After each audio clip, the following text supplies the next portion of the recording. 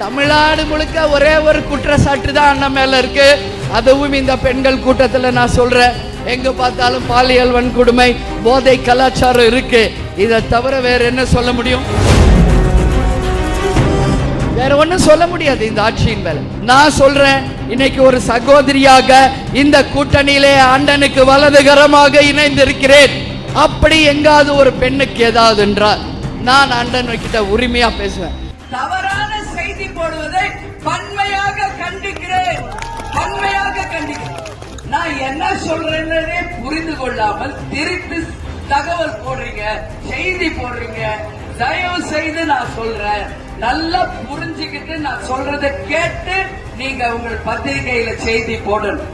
இன்னைக்கு சில பத்திரிகைகளில் வந்த செய்தி தவறானவை. நான் பேர் சொல்ல விரும்பல, ஆனா கண்டிப்பா சொல்றேன், அண்ணன் ஸ்டாலின் அவர்கள் 2வது முறை முதல்வராக வரப்போவது உறுதி.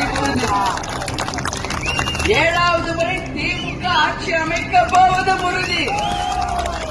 அப்படி இருக்கும்போது பெண்களுக்குரிய பாதுகாப்பை நிச்சயம் அண்ணன் ஸ்டாலின் உறுதிப்படுத்துவார் என்று தான் சொன்னேன்.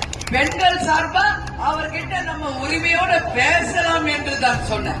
இதையெல்லாம் புரிந்து கொள்ளாதவர்கள் தவறான செய்தி போடுவதை வன்மையாக கண்டிக்கிறேன்.